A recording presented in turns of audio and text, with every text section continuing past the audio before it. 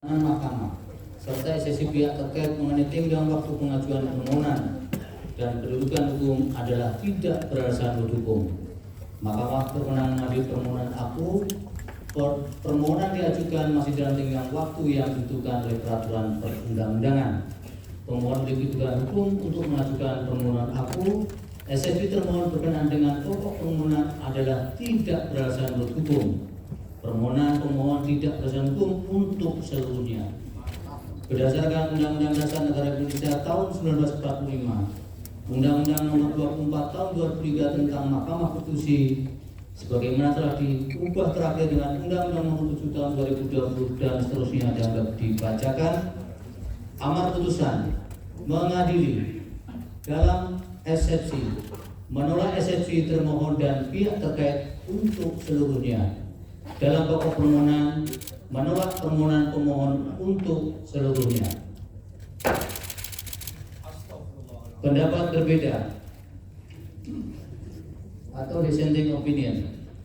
Terhadap putusan Mahkamah Konstitusi aku terdapat pendapat berbeda atau dissenting opinion dari 3 orang hakim konstitusi, yaitu Hakim Konstitusi Aldi Isra, Hakim Konstitusi Eni Nurbaningsih, dan Hakim Konstitusi Arif Hidayat sebagai berikut. Dipersilakan. Terima kasih Pak Ketua. Saya akan bacakan ringkasan dari dissenting ini. Menimbang bahwa sebelum sampai pada materi pokok atau inti pendapat berbeda atau dissenting opinion, saya akan menguraikan terlebih dahulu berkenaan dengan pemilu yang jujur dan adil sebagai bagian azas atau prinsip fundamental pemilu yang diatur dalam Undang-Undang Dasar 1945 sebagai berikut.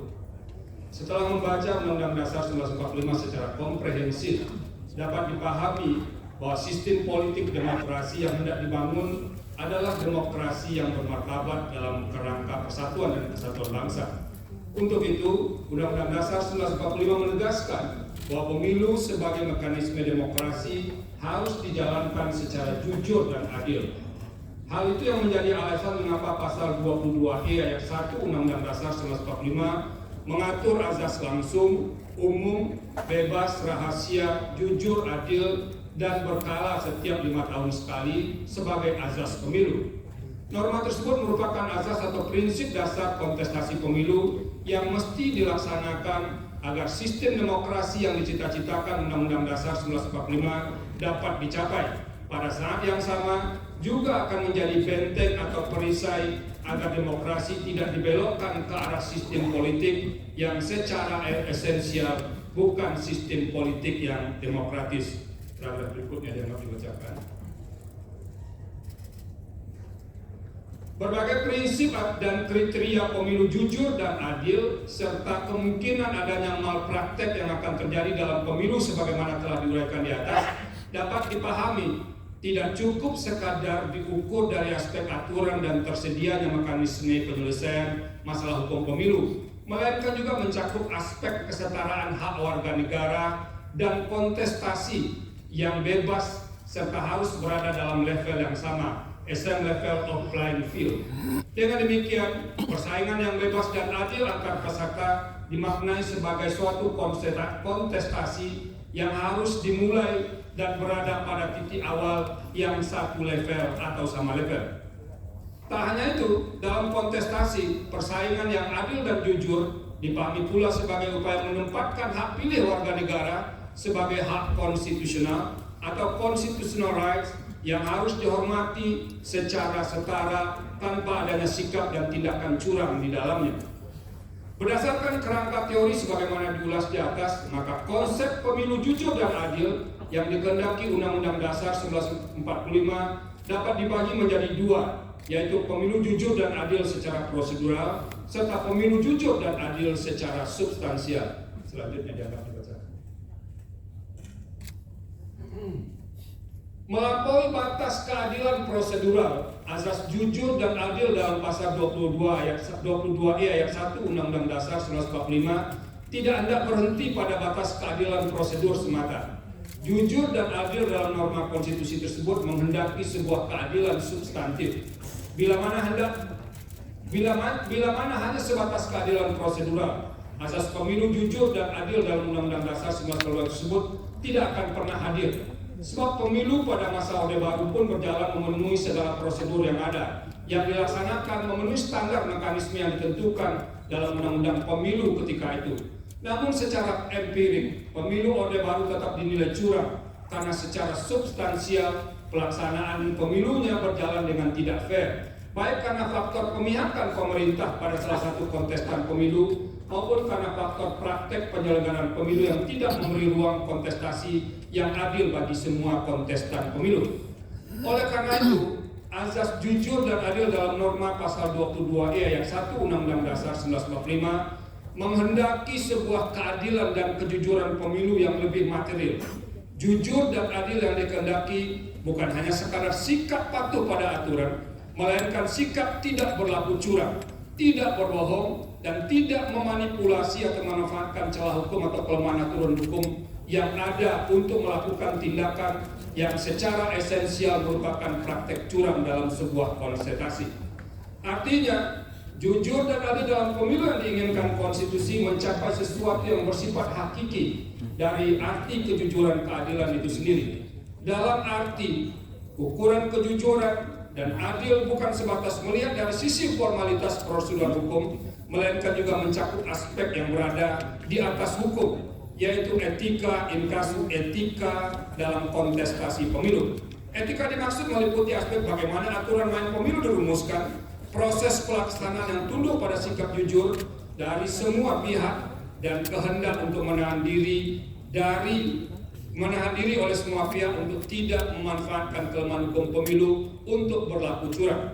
Pemilu jujur dan adil sesuai dengan kehendak konstitusi adalah pemilu yang diikuti dengan sikap penuh ketulusan dan tidak berbohong, tidak curang, dan tidak memanipulasi dengan jalan apapun. Pemilu jujur dan adil adalah pemilu yang diikuti dengan sikap apa adanya, di mana antara pemilih dan calon yang dipilih sama sekali tidak terikat oleh sebuah praktek transaksi politik yang tidak didasarkan pada sikap dan tindakan yang mencederai kejujuran dan keadilan pemilu, sehingga bermuara pada rusaknya pemilu yang berintegritas. Menimbang bahwa berkenaan dengan semangat untuk mewujudkan azas jujur dan adil tersebut, sebagaimana telah ditegaskan dalam putusan Akuo dan telah dipraktekkan serta menjadi pendirian sejak memutus perselisihan tentang hasil pemilu presiden dan wakil presiden 2004, Mahkamah tidak hanya memutus sebatas angka-angka statistik semata. Apabila Mahkamah dipasung dan dibatasi itu hanya menilai atau memeriksa angka semata, sama saja dengan menurunkan derajat amanah konstitusi dalam menjaga nilai-nilai konstitusi atau constitutional values dan prinsip-prinsip demokrasi, democratic principles. Secara empirik, Mahkamah tidak membatasi diri untuk hanya memeriksa dugaan kesalahan penghitungan atau perbedaan selisih suara semata. Dalam hal ini, untuk mewujudkan roh pasal 24 ayat 1 Undang-Undang Dasar 1945, dalam menyelenggarakan peradilan guna menegakkan hukum dan keadilan, Mahkamah tidak memasung dirinya dengan tafsir sempit, hanya sebatas angka. Jikalau Mahkamah memasung dirinya hanya sebatas angka, upaya mewujudkan pemilu berintegritas tidak ubahnya seperti mencari jarum dalam tumpukan jerami. Oleh karena itu, perdebatan perihal apakah Mahkamah hanya berwenang untuk memeriksa perselisihan angka saja harus diakhiri. Sebagai peradilan konstitusi, Mahkamah akan harus terus berfokus pada memeriksa berbagai persoalan yang dapat memengaruhi hasil pemilu. Selain itu, saya menyadari konstrain waktu dalam proses pembuktian dalam persidangan perselisihan hasil pemilu presiden dan wakil presiden sangat terbatas dan relatif sangat singkat. Oleh karena itu, sebagai seorang hakim saya memandang bahwa karakteristik pembuktian tersebut harus ditempatkan dalam kerangka untuk memberikan atau menumbuhkan keyakinan hakim dengan menggunakan standar yang tidak mungkin disamakan dengan pembuktian material yang ketat menggunakan prinsip beyond a reasonable doubt. Namun demikian, hakim tidak boleh memutus tanpa adanya dasar bukti sama sekali. Akan tetapi seorang hakim konstitusi dapat memutus sepanjang bukti yang ada dan fakta yang diperoleh dalam persidangan masih relevan serta menambah keyakinan pada diri hakim dalam menjalankan fungsi peradilan konstitusi sebagai amanat pasal 24C ayat 1 Undang-Undang Dasar 1945. Menimbang bahwa sekalipun tidak tunduk pada persoalan angka semata, dalam putusan aku, Mahkamah telah menyatakan permohonan pemohon tidak beralasan menurut hukum untuk seluruhnya. Terhadap pertimbangan hukum Mahkamah dalam menanggapi dalil-dalil pemohon, pada pokoknya saya memiliki posisi hukum serupa pada sebagian isu tersebut, terkecuali untuk beberapa persoalan yang menjadi tumpuan perhatian saya, termasuk sebagian argumentasi dalam permohonan. Ada dua hal yang membuat saya mengambil haluan untuk berbeda pandangan dengan pendapat mayoritas majelis hakim, yaitu dalam satu, persoalan mengenai penyaluran dana bantuan sosial yang dianggap menjadi alat untuk memenangkan salah satu peserta pemilu presiden dan wakil presiden. Dua, perihal keterlibatan aparat negara, pejabat negara atau penyelenggara di sejumlah daerah. Karena tidak mudah untuk membelahnya secara tegas, kedua masalah tersebut akan diuraikan secara berkelindan sebagai berikut. Bahwa pemohon mendalilkan persoalan di atas dalam uraian yang tersebar dalam sebagian besar permohonan, tanpa bermaksud menyederhanakan permasalahan tersebut, melainkan mempermudah dalam menjawab dalil permohonan. Saya tidak akan menanggapinya dengan memperinci setiap uraian dalil dalam permohonan. Saya mengambil inisiatif untuk menanggapi dalam dua bahagian besar. Pertama, melihat aspek dalil dan fakta yang dikemukakan secara konkret dan spesifik, kemudian melihatnya secara umum dalam konteks pengelolaan anggaran negara dan pelaksanaan program pemerintah dalam kurun waktu yang berdekatan dengan penyelenggaraan pemilu. Dalam permohonannya, pemohon mengungkapkan fakta dan kejadian tertentu secara spesifik, yaitu dukungan yang diberikan Presiden terhadap pihak terkait, pasangan calon Presiden dan Wakil Presiden nomor urut 2. Dukungan dimaksud sebagaimana dalil pemohon dilakukan dengan cara mengalokasikan anggaran negara tertentu dan diwujudkan melalui pelaksanaan program pemerintah berupa penyaluran dana bantuan sosial.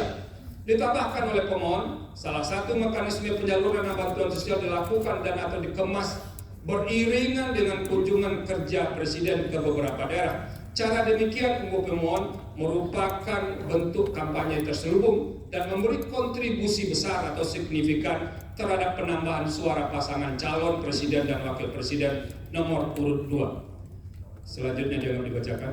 Namun demikian, fakta konkret sebagaimana menjadi objek penilaian di atas tidak bisa dilepaskan secara kontekstual atas pengaruh dari unsur-unsur lain yang menimbulkan hubungan sebab akibat. Sebagaimana membaca teks, maka membaca tidak hanya melihat pada huruf mati yang ada di hadapannya, melainkan harus pula mengetahui latar belakang, susunan kata dan kalimat untuk dapat memahami makna dari teks dimaksud. Begitu pula halnya dengan membaca sebuah peristiwa. Kejadian itu tidak mungkin berdiri sendiri tanpa ada peristiwa lain yang memengaruhinya. Oleh karena itu, saya akan menilai dalil yang diutarakan pemohon mengenai penyaluran dana bantuan sosial yang dikaitkan dengan pengaruhnya bagi penambahan suara pasangan calon yang mendapat dukungan presiden secara kontekstual. Hal ini pun sejatinya yang menjadi pertimbangan Mahkamah secara umum dengan mengambil inisiatif untuk memanggil dan meminta keterangan beberapa menteri dalam persidangan. Saya percaya Mahkamah pun ingin menggali lebih dalam terhadap dalil-dalil dan fakta yang diungkapkan oleh pemohon dan memeriksa silang dalil tersebut kepada pihak yang berwenang berkenaan dengan penyaluran dana bantuan sosial dikaitkan dengan unsur-unsur lain yang menimbulkan relasi sebab akibat. Ada beberapa hal penting yang menjadi pertimbangan saya terkait dengan isu penggunaan bantuan sosial untuk menilainya dalam konteks yang lebih umum, yaitu mengenai hakikat keuangan negara atau anggaran negara dan tugas pemerintahan serta pelaksanaan program pemerintah yang diimplementasikan berhimpitan dengan waktu penyelenggaraan pemilu, inkasu tahap kampanye dan pemungutan suara. Yang menjadi persoalan besar dalam kaitan antara penggunaan uang dalam pemilu adalah berkenaan dengan sumber dana tersebut. Jika uang yang digunakan peserta pemilu bersumber dari keuangan publik atau anggaran negara, maka derajat persoalan yang harus dihadapi akan bertambah berkali lipat. Sebab penggunaan keuangan negara yang tidak sesuai dan dapat diartikan sebagai penyalahgunaan kekuasaan. Padahal secara konstitusional, hakikat keuangan negara harus dipergunakan bagi kepentingan umum yang sebesar-besarnya kemakmuran rakyat. Pasal 23 ayat 1 Undang-Undang Dasar 1945, tanpa boleh ditunggangi untuk kepentingan yang bersifat pribadi maupun segelintir kelompok. Selanjutnya dengan dibacakan. Dalam konteks penyelenggaraan pemilu presiden dan wakil presiden tahun 2024, program pemerintah tidak sepenuhnya dapat dilekatkan dengan aspek teoritis dalam konsep political budget cycle, sebab tidak terdapat petahana dalam pemilihan presiden dan wakil presiden. Presiden yang saat ini memegang jabatan tidak menjadi peserta pemilu, meskipun sebagai pribadi orang yang sedang memegang jabatan tersebut tetap memiliki hak untuk memberikan dukungan politiknya kepada salah satu pasangan calon peserta pemilihan. Konsekuensinya, ia juga diberi dan memiliki kesempatan untuk melakukan kampanye dalam rangka mempengaruhi pemilih untuk memberikan suaranya kepada pasangan calon yang didukungnya. Akan tetapi, dukungan tersebut semestinya adalah dalam kapasitasnya sebagai pribadi dan bukan sebagai pemegang kekuasaan pemerintah yang masih harus menyelesaikan program-program pemerintahannya. Pada titik inilah kemudian yang menjadi sulit untuk menilai tindakan seorang presiden sebelum dan selama penyelenggaraan pemilu. Dalam hal ini, orang yang memegang jabatan tertinggi di jajaran pemerintahan tersebut dapat saja berdalih bahwa percepatan program yang dilakukannya adalah dalam rangka menyelesaikan program pemerintahan yang akan habis masa jabatannya. Namun program dimaksud pun dapat digunakan sebagai kamuflase dan dimanfaatkan sekaligus sebagai piranti dalam memberikan dukungan atas pasangan calon peserta pemilihan presiden dan wakil presiden. Dalam upaya menilai dan memutus persoalan ini, dengan memeriksa secara saksama bukti-bukti yang disampaikan oleh para pihak dalam persidangan, ditambah dengan keterangan yang disampaikan oleh para menteri, fakta persidangan menunjukkan bahwa aturan prosedural pengelolaan anggaran negara telah dilalui secara patut dan layak sehingga dalam proses dan tata kelola tidak mengindikasikan ada kesalahan administrasi. Namun demikian, tugas utama seorang hakim adalah memutus perkara yang diajukan kepadanya ke hadapannya secara adil. Selain itu, hakim harus menemukan kebenaran sesuai dengan fakta dan didukung oleh bukti yang meyakinkan. Dalam menjalankan kewenangan untuk memutus perselisihan hasil pemilu presiden dan wakil presiden, pemeriksaan persidangan yang dilakukan mahkamah didominasi oleh karakteristik untuk melakukan penilaian terhadap fakta atau judek faksi. Terlebih apabila dalam dalil-dalil yang diajukan pemohon mengemukakan argumentasi atas terjadinya pelanggaran pada aturan pemilu, fakta tersebut pun sedapat mungkin diukur berdasarkan norma dalam aturan hukum pemilu. Saya meyakini bahwa tidak ada hukum, saya meyakini bahwa tidak ada aturan hukum yang sempurna, terlebih sempurna, kecuali hukum yang dibuat oleh Yang Maha Kuasa.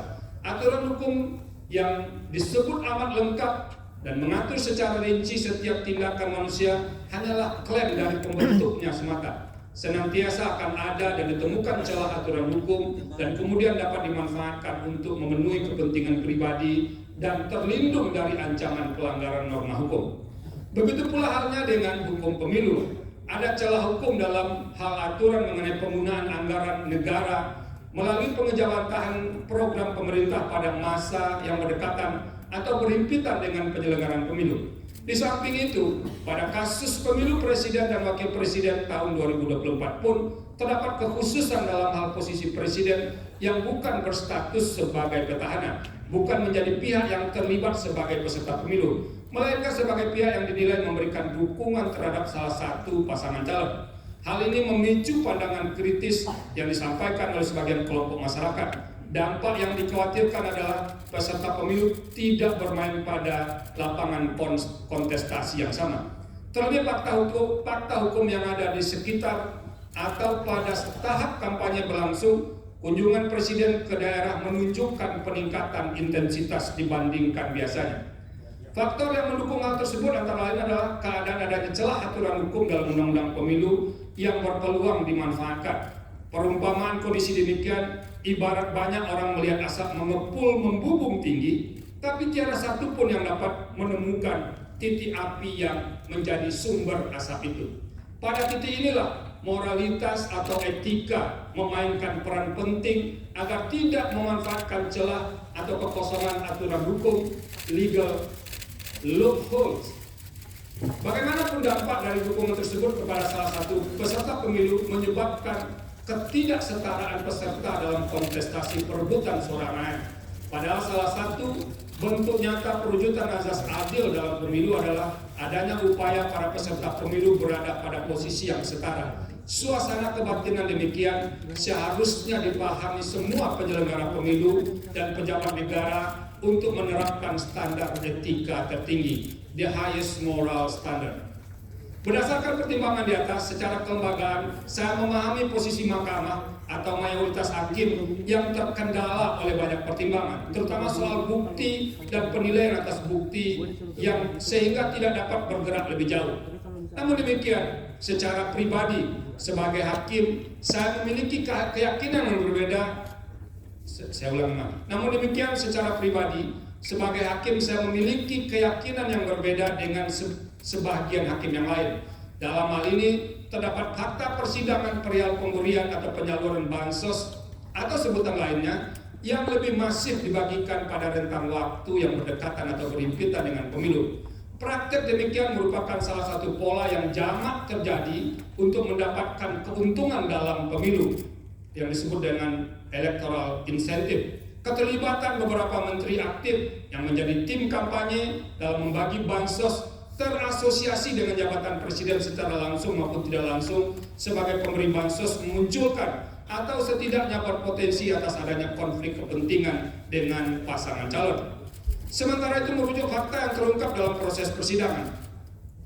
Menteri yang terkait langsung dengan tugas tersebut, inkasu Menteri Sosial yang seharusnya memiliki tanggung jawab terhadap pemberian bansos, menyampaikan keterangan bahwa tidak pernah terlibat dan atau dilibatkan dalam pemberian atau penyaluran bansos secara langsung di lapangan. Selain itu diperoleh pula fakta dalam persidangan bahwa terdapat sejumlah menteri aktif yang membagikan bansos kepada masyarakat, terutama selama periode kampanye. Kunjungan ke masyarakat itu hampir selalu menyampaikan pesan bersayap yang dapat dimaknai sebagai bentuk dukungan atau kampanye terselubung bagi pasangan calon tertentu. Padahal ketika kegiatan para menteri membagikan dana bansos atau dana lain yang berasal dari APBN, norma pasal 281 ayat 1 Undang-Undang Pemilu antara lain menyatakan menteri harus memenuhi ketentuan tidak menggunakan fasilitas dalam jabatannya kecuali fasilitas pengamanan bagi pejabat negara sebagaimana diatur dalam ketentuan peraturan perundang-undangan dan menjalani cuti di luar tanggungan negara. Berdasarkan pertimbangan hukum dan fakta tersebut, pembagian bansos atau nama lainnya untuk kepentingan elektoral menjadi tidak mungkin untuk dinafikan sama sekali. Oleh karena itu, saya mengemban kewajiban moral atau moral obligation untuk mengingatkan guna mengantisipasi dan mencegah terjadinya pengulangan atas keadaan serupa dalam setiap kontestasi pemilu. Terlebih dalam waktu dekat yang hanya berselang berbilang bulan dan akan dilaksanakan pemilihan kepala daerah dan wakil kepala daerah serentak secara nasional. Penggunaan anggaran negara atau daerah oleh petahana, pejabat negara atau oleh kepala daerah demi memenangkan salah satu peserta pemilihan yang didukungnya dapat dimanfaatkan sebagai celah hukum dan dapat ditiru menjadi bahagian dari strategi pemilihan. Dengan menyatakan dalil akuo terbukti, maka akan menjadi pesan jelas dan efek kejut, deterrent efek kepada semua calon kontestan dalam pemilihan kepala daerah dan wakil kepala daerah bulan November 2024 yang akan datang untuk tidak melakukan hal serupa. Dengan demikian, saya berkeyakinan bahwa dalil pemohon terkait dengan politisasi bansos beralasan menurut hukum. Bahwa dalam kaitan dengan dalil di atas, pemohon mengemukakan beragam tindakan yang dilakukan oleh aparat atau penyelenggara negara disertai dengan alat bukti untuk mendukung argumentasinya. Dalam persidangan, termohon telah menyampaikan sanggahan terhadap beberapa dalil yang disampaikan pemohon, dan Bawaslu serta pihak terkait pun telah memberikan keterangan serta bantahan ihwal dalil akuo.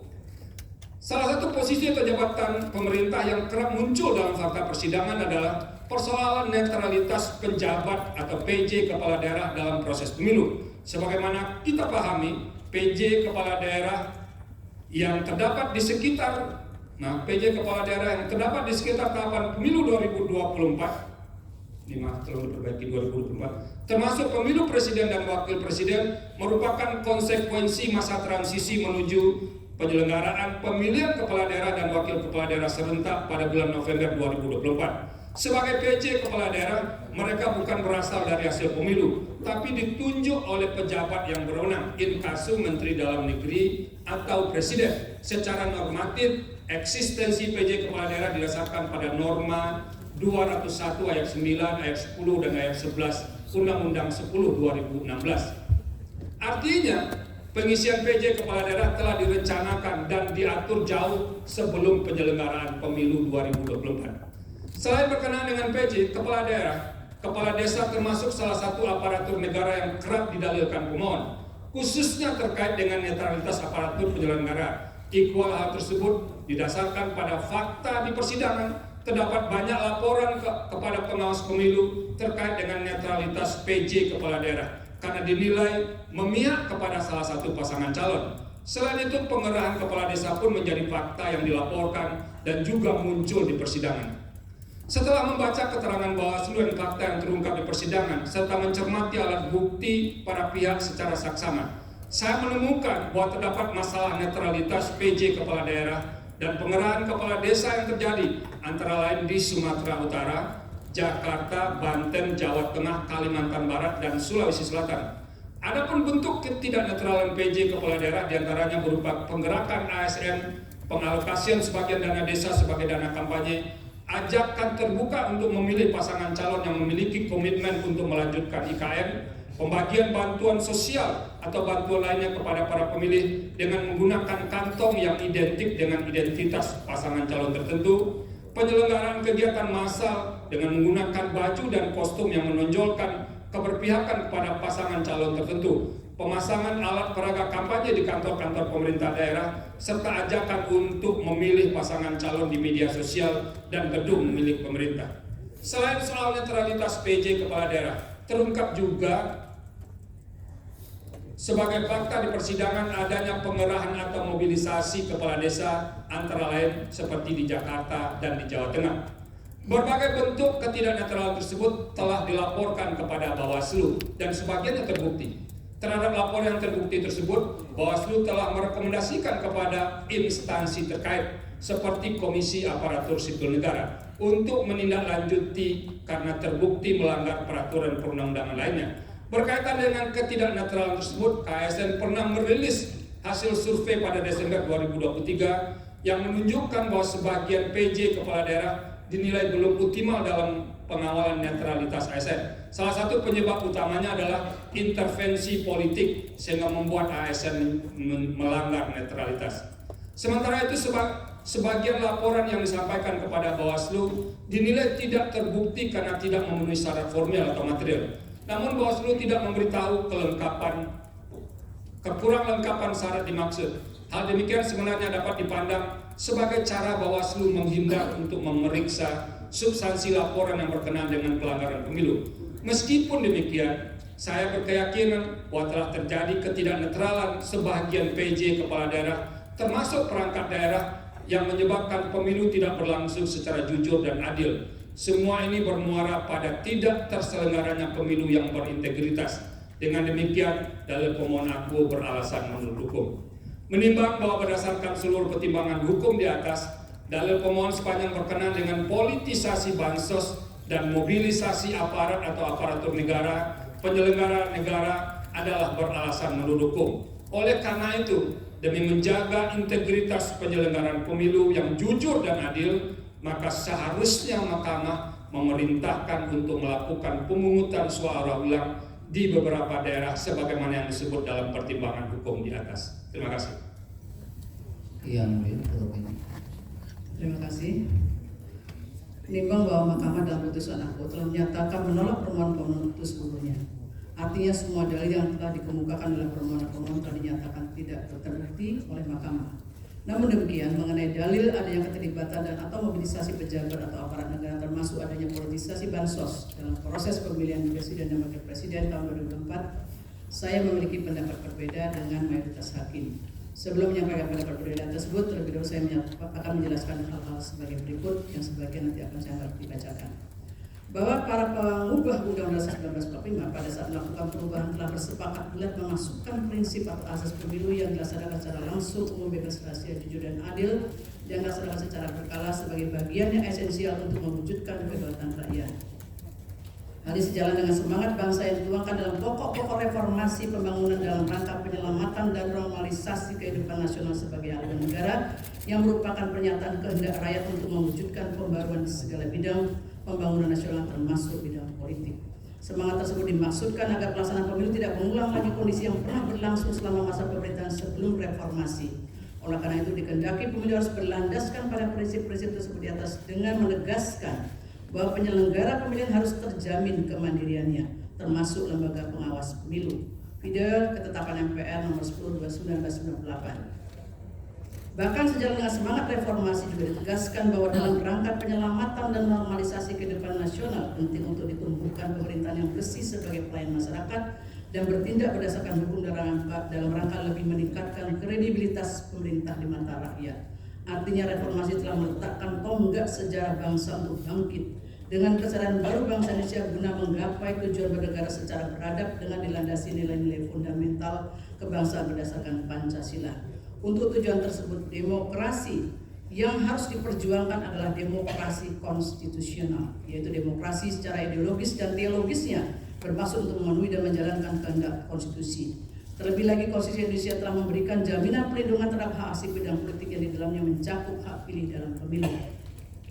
Bahwa sejalan dengan semangat penyelamatan kehidupan nasional yang diketahui bersama di era reformasi tersebut, maka untuk melaksanakan pemilu harus ditentukan standar dan persyaratan yang jelas. Dalam penyelenggaraan pemilu 2024, persyaratan tersebut diatur dalam Undang-Undang Pemilu, yaitu Undang-Undang 7 2017 sebagai aturan hukum atau aturan main atau rule of the game dalam konsultasi secara demokratis, yang pada prinsipnya menjalankan lebih lanjut kehendak UUD 1945 termasuk semangat penyelamatan dan normalisasi kehidupan nasional yang menjadi haluan negara dalam mewujudkan reformasi.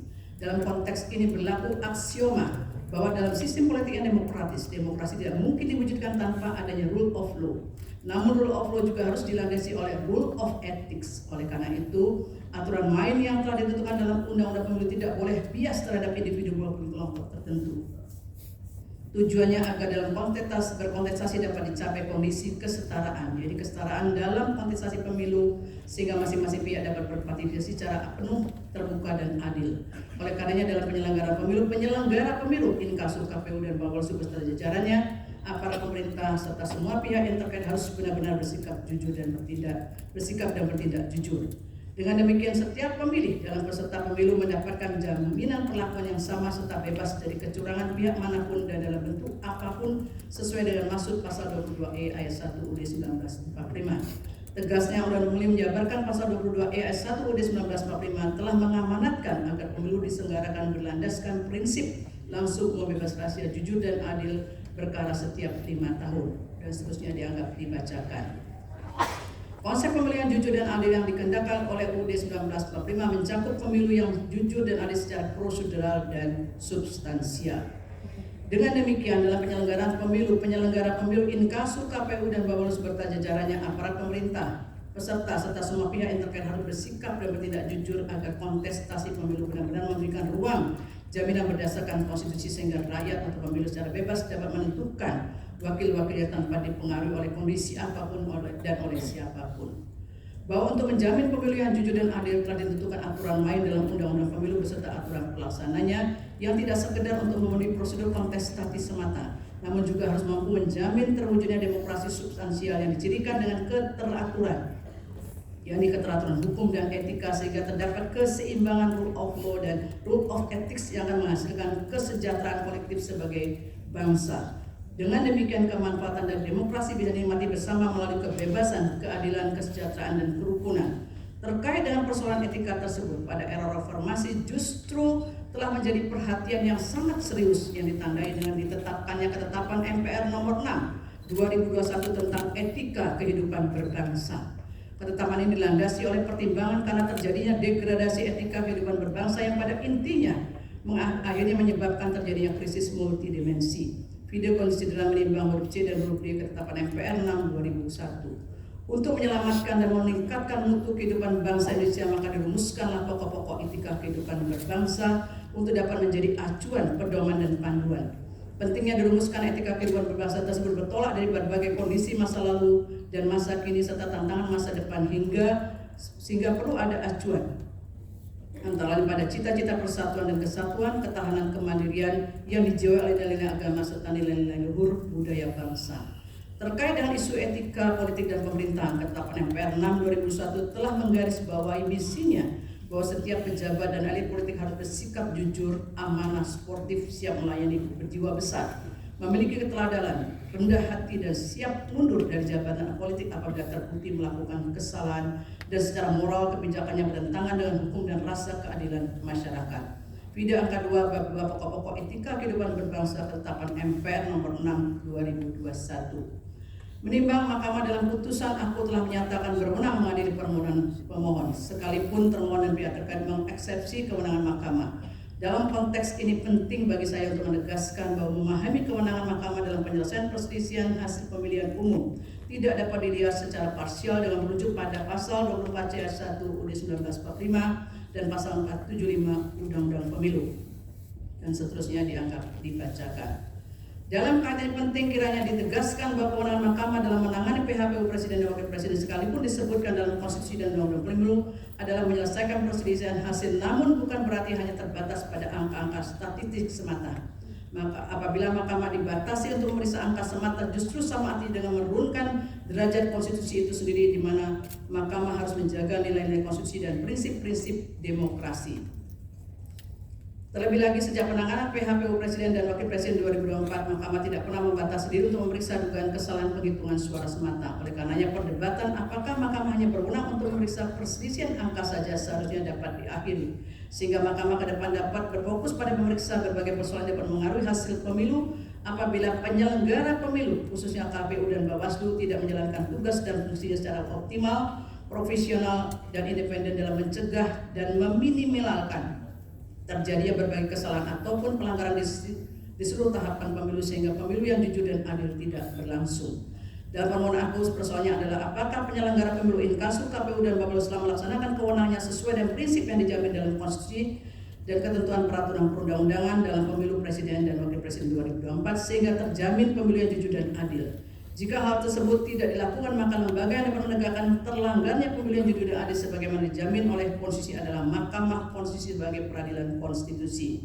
Menimbang bahwa berkenaan dengan pendapat berbeda aku, pemohon dalam permohonannya mendalilkan tidak dilaksanakannya kewenangan penyelenggara pemilu inkasu KPU Bawaslu dan adanya keterlibatan atau mobilisasi pejabat atau aparat negara serta politisasi bansos. Setelah mencermati seksama dari permohonan tersebut pada pokoknya berkaitan dengan dugaan ketidaknetralan PJ Kepala Daerah dan pembagian bansos. Terhadap dalil permohonan aku, saya memberikan pendapat berbeda sebagai berikut. Pertama, berkaitan dengan persoalan ketidaknetralan PJ Kepala Daerah, perlu kiranya dipertimbangkan hal-hal sebagai berikut yang dianggap dibacakan.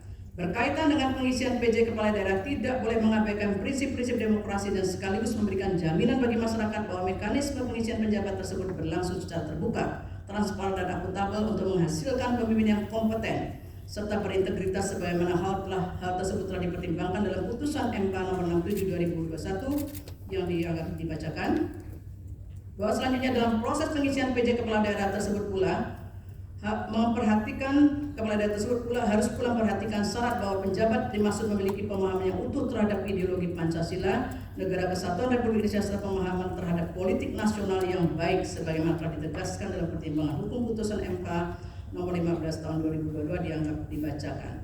Bahwa berdasarkan pertimbangan hukum tersebut di atas, proses pengisian dan persyaratan PJ Kepala Daerah telah diatur dalam pasal 201 Undang-Undang 10 2016 dan ditegaskan pula oleh Mahkamah dalam pertimbangan hukum putusan-putusan di atas. Pada prinsipnya Mahkamah menegaskan perlu adanya kaidah dan ketentuan hukum yang memberikan pedoman dan batasan dalam pengangkatan PJ Kepala Daerah. Sebab sekalipun kedudukan PJ bersifat sementara di masa transisi, namun memegang peran strategis untuk ikut menjamin penyelenggaraan pemilu agar dapat berlangsung secara jujur dan adil. Oleh karena itu diperlukan PJ Kepala Daerah yang memiliki integritas dan pemahaman yang utuh terhadap ideologi Pancasila, NKRI serta pemahaman terhadap politik nasional yang baik. Bahwa dikarenakan sebagian besar PJ Kepala Daerah adalah ASN, maka harus tunduk pada Undang-Undang ASN dan seterusnya dianggap dibacakan. Di mana ASN harus bersikap netral dalam melaksanakan kebijakan menyelenggarakan pemerintahan di daerahnya masing-masing sebagaimana diatur dalam ketentuan pasal 9 Undang-Undang 5 2014 dianggap dibacakan.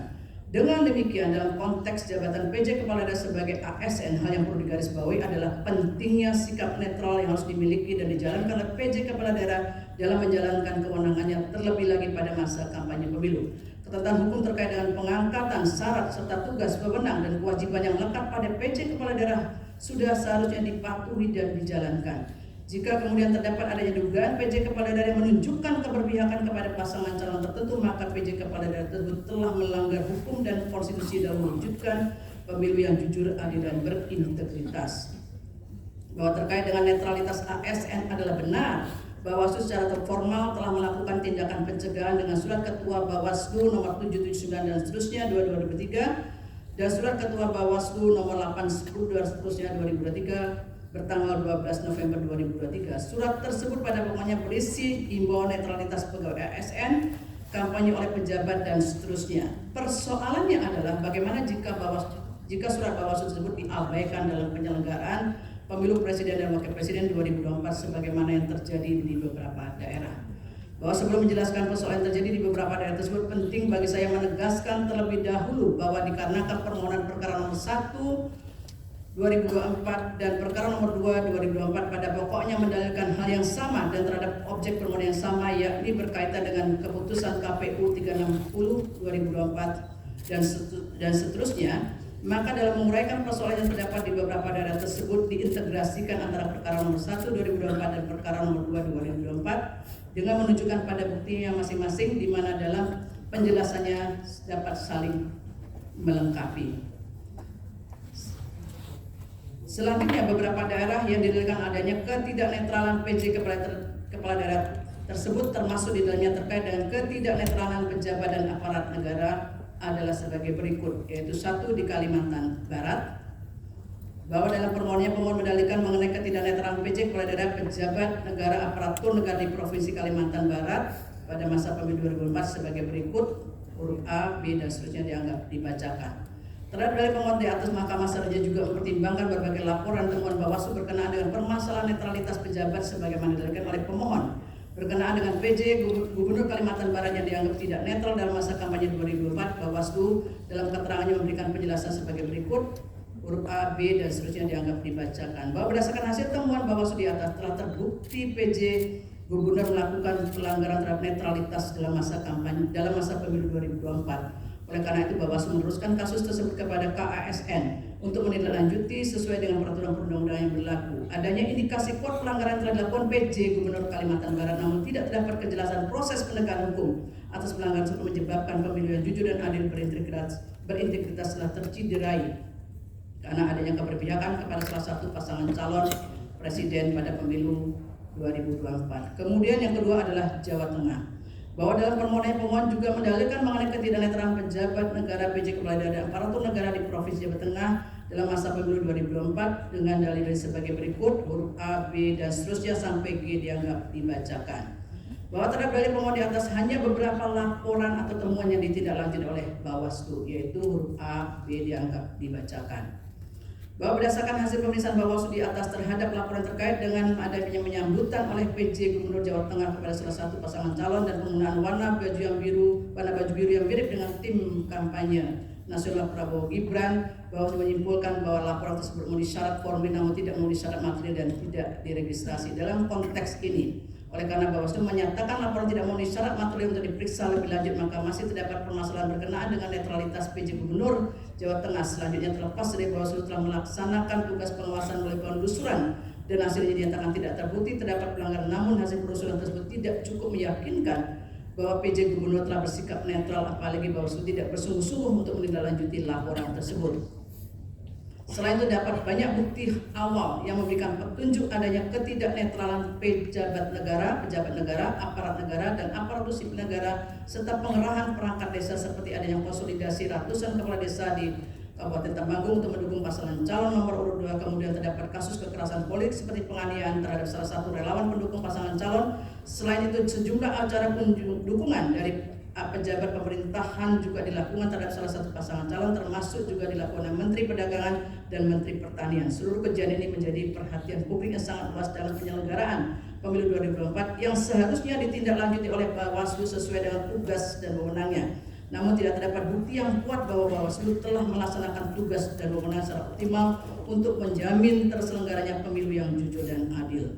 Kemudian di Sulawesi Selatan, pemohon juga mendalilkan mengenai ketidaknetralan pejabat negara dan aparatur negara di Provinsi Sulawesi Selatan dalam masa pemilu 2024 sebagai berikut dengan dalil apa yang dianggap dibacakan. Terkait dengan dalil pemohon tersebut, Bawaslu tidak memberikan keterangan yang secara utuh mengenai persoalan yang didalilkan pemohon di atas, sehingga seolah-olah tidak terdapat persoalan mengenai ketidaknetralan pejabat tersebut. Sementara Bawaslu dalam keterangannya menyampaikan hasil pemeriksaan terhadap beberapa laporan atau temuan terkait dengan netralitas pejabat di Sulawesi Selatan di masa pemilu 2024 sebagai berikut dianggap dibacakan. Bahwa berdasarkan hasil pemeriksaan Bawaslu di atas terdapat persoalan terkait pelanggaran netralitas aparat negara dalam pemilu di Sulawesi Selatan. Adanya laporan ketiga Bawaslu terkait keterlibatan PJ Gubernur Sulawesi Selatan dalam kegiatan pembagian bantuan sosial, tetapi laporan tersebut dinyatakan tidak memenuhi syarat material. Selain itu, Sekda Kabupaten Takalar Muhammad Hasbi diduga mengampanyekan pasangan calon nomor urut 2 di media sosial sehingga Bawaslu Kabupaten Takalar menerbitkan surat rekomendasi untuk ditindaklanjuti oleh KASN. Lebih lanjut terdapat dugaan pelanggaran terkait dengan pengunggahan video pemasangan APK, pasangan calon dan seterusnya. Berdasarkan hasil pemeriksaan terhadap laporan atau temuan Bawaslu tersebut terdapat keyakinan yang kuat untuk menyatakan adanya persoalan terkait dengan ketidaknetralan aparatur negara dan masa pemilu di Sulawesi Selatan. Sebaliknya tidak ada bukti yang meyakinkan bahwa Bawaslu telah menindaklanjuti laporan dan temuan yang terbukti menunjukkan adanya pelanggaran pemilu secara sungguh-sungguh sehingga menyebabkan tidak terjaminnya pemilu yang jujur dan adil. Di Sumatera Utara, bahwa dalam pemohonnya pemohon mendalilkan mengenai ketidaknetralan pejabat negara, kepala daerah dan aparatur negara dengan dalil sebagai berikut huruf A, B, C dan seterusnya dianggap dibacakan. Bahwa terhadap dalil pemohon di atas ternyata hanya beberapa laporan dan temuan yang ditindaklanjuti oleh Bawaslu. Laporan dan tidak lanjut tersebut dianggap dibacakan. Bahwa terkait dengan hasil pemeriksaan Bawaslu di atas dalam kasus ketidaknetralan aparat pemerintahan di Medan yang mengajak ASN memilih pasangan calon nomor urut 2 direkomendasikan untuk ditindaklanjuti oleh lembaga yang berwenang. Namun dalam kasus yang lain yang mengarahkan untuk mendukung pasangan calon nomor urut 2 serta keterlibatan Menteri BUMN dalam kampanye di Deli Serdang, Bawaslu tidak meregistrasi laporan-laporan tersebut karena di menurut Bawaslu tidak memenuhi syarat materi tanpa ada kejelasan. Berdasarkan hasil pemeriksaan terhadap laporan dan temuan Bawaslu tersebut terdapat persoalan terkait dengan ketidaknetralan aparatur negara dalam masa pemilu di Sumatera Utara. Selain itu dapat pula laporan temuan yang tidak diregistrasi karena tidak memenuhi syarat material. Padahal beberapa kejadian tersebut memberikan menjadi perhatian publik yang sangat luas di masa pemilu Presiden Wakil Presiden 2024 yang seharusnya ditindaklanjuti oleh Bawaslu agar dapat menjamin pemilu berlangsung secara jujur dan adil, juga pemilu yang berintegritas. Bahwa selanjutnya pemohon mendalilkan telah terjadi politisasi pemberian bansos selama pemilu Presiden Wakil Presiden 2024 yang berpemohon bertujuan untuk memenangkan pasangan calon nomor urut 2. Berkenaan dengan dalil pemohon aku, ketentuan pasal 34 Undang-Undang Dasar 1945 pada pokoknya telah mengatur mengenai jaminan bagi negara untuk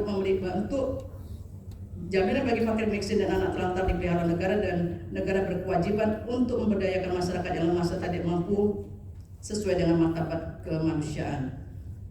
Selanjutnya, dalam Undang-Undang 19/2003 tentang APBN tidak secara eksplisit mengatur anggaran untuk program bantuan sosial. Jika merujuk pada ketentuan pasal 8 ayat 2 Undang-Undang APBN hanya dinyatakan anggaran belanja pemerintah pusat dikelompokkan atas beberapa kelompokan. Berdasarkan penjelasan pasal 8 ayat 2 huruf A angka 11 Undang-Undang 19/2003 tentang APBN tersebut disebutkan bahwa fungsi perlindungan sosial merupakan belanja pemerintah pusat yang berdaya guna dalam memberikan pelayanan sosial, jaminan sosial, pemberdayaan sosial, dan seterusnya dari kemungkinan terjadinya risiko sosial. Bahwa berkenaan dengan APBN 2024 dengan total belanja mencapai 3.000 triliun lebih, di dalamnya terdapat belanja untuk perlindungan sosial sebesar 496,8 triliun yang berfungsi untuk stabilisasi dan mendukung penghapusan kemiskinan. Dalam kaitan ini, oleh karena pengelolaan APBN yang bersifat dinamis tersebut dilakukan melalui penyesuaian, salah satunya adalah melalui proses automatic adjustment. Dalam kaitan ini juga ditanyakan kepada Menteri Keuangan di dalam persidangan bahwa berkaitan dengan automatic adjustment sudah dilakukan sejak APBN 2022 dan selalu dilakukan pada awal tahun. Namun pertanyaannya, apakah automatic adjustment tersebut dipakai untuk membiayai bansos? Dan Menteri Keuangan menyatakan bahwa automatic adjustment tidak dipakai untuk membiayai bansos. Timbullah persoalan yang dipersoalkan pemohon, yaitu alokasi dana kunjungan presiden dan bansos yang dilakukan tersebut berasal dari dana yang mana. Dalam kaitan inilah kemudian Menteri Keuangan dalam persidangan menyatakan bahwa bantuan kemasyarakatan tersebut bukan merupakan bagian dari perlinsos yang digunakan oleh presiden terkait dengan bansos tersebut. Namun anggaran untuk kunjungan presiden, anggaran untuk bantuan kemasyarakatan tersebut berasal dari dana operasional presiden atau DOP yang berasal dari APBN.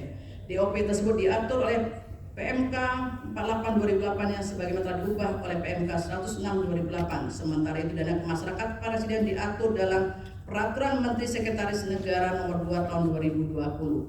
Adapun kegiatan yang bisa dicakup dalam dana kemasyarakatan presiden dan wakil presiden dalam hal ini adalah kegiatan keagamaan, pendidikan, sosial, ekonomi, dan seterusnya.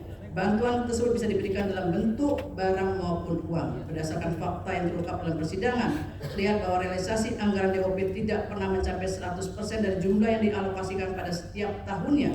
Meskipun demikian, anggaran untuk DOP terus meningkat dari tahun ke tahun. Hal ini yang kemudian memunculkan persepsi yang mengarah pada penggunaan DOP untuk bantuan kemasyarakatan dengan tujuan politik menjelang pemilu presiden dan wakil presiden 2024. Terlebih lagi sebagaimana fakta hukum di persidangan, bahwa menjelang pemilu pola kunjungan presiden ke beberapa daerah semakin meningkat sehingga memunculkan pertanyaan pemohon mengenai maksud kunjungan tersebut menjelang pemilu 2024. Dalam kaitan ini secara normatif, Undang-Undang Pemilu memang memberikan hak kepada presiden, wakil presiden, dan menteri untuk terlibat dalam kampanye sebagaimana ketentuan pasal 281 ayat 1 Undang-Undang Pemilu yang menyatakan kampanye pemilu yang mengikutsertakan presiden, wakil presiden, menteri, gubernur, wakil gubernur, bupati, dan seterusnya harus memenuhi ketentuan, yaitu 1. Tidak menggunakan fasilitas dalam jabatannya kecuali dan fasilitas pengamanan bagi pejabat negara sebagaimana diatur dalam ketentuan peraturan perundangan, dan B. Menjalani cuti di luar tanggungan negara. Syarat tersebut pada prinsip bersifat kumulatif. Selain itu terdapat pula beberapa ketentuan lain dalam Undang-Undang Pemilu yang juga mengatur kampanye bagi presiden, yaitu pasal 305 dan seterusnya dianggap dibacakan. Terdapat pula ketentuan dalam pasal 304 yang juga mengatur tentang pelaksanaan kampanye mengenai larangan dalam pelaksanaan kampanye yang dianggap dibacakan. Bahwa berdasarkan ketentuan-ketentuan di atas, meskipun secara normatif presiden dan wakil presiden memiliki hak untuk terlibat dalam kampanye dan tidak ada ketentuan larangan bagi presiden memberikan bansos, namun dengan adanya pemberian bansos menjelang pemilu dan di masa kampanye, maka dalam batas penalaran yang wajar, hal tersebut tentu berdampak pada para peserta pemilihan karena adanya ketidaksetaraan.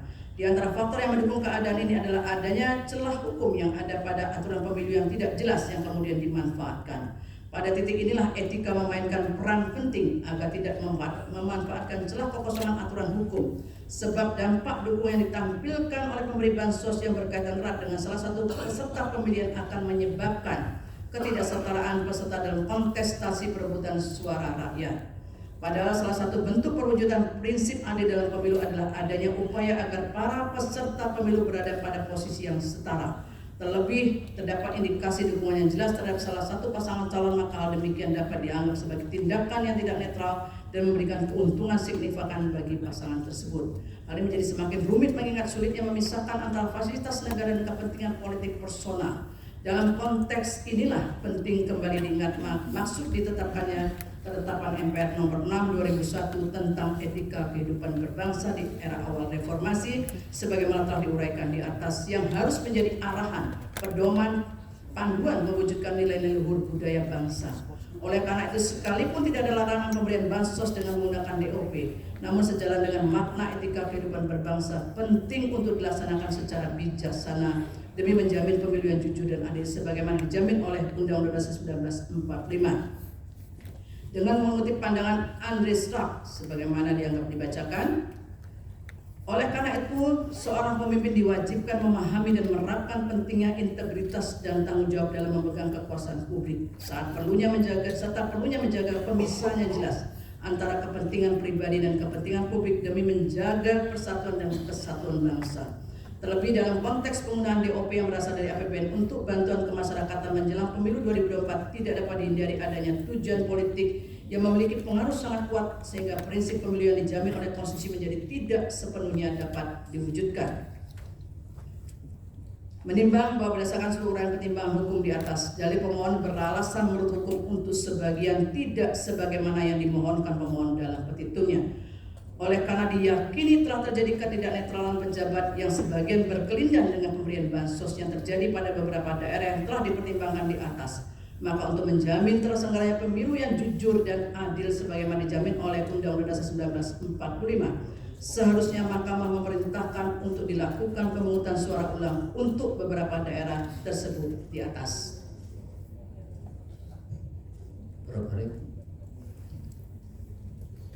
Terima kasih Yang Mulia Ketua.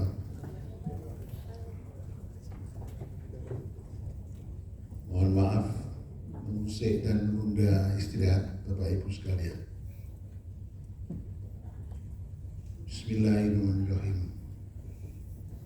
Hakim Konstitusi Arief Hidayat menyampaikan pendapat berbeda atau dissenting opinion yang diberi judul Membangun Peradaban Negara Hukum Indonesia yang demokratis berdasarkan dan berkarakter Pancasila. Sebuah catatan penting dalam pemilihan presiden dan wakil presiden tahun 2024 dengan pertimbangan hukum sebagai berikut. Menimbang bahwa setelah Mahkamah memeriksa secara seksama serta sebelum saya mempertimbangkan pokok-pokok dalil permohonan pemohon, saya akan menyampaikan suatu hal yang bersifat prinsipil karena berkenaan erat dengan corak dan karakter negara hukum yang demokratis yang kita anut. Oleh karena itu, saya akan menyampaikan secara umum dua perspektif, yaitu perspektif ideologis filosofis dan perspektif sosiologis empirik.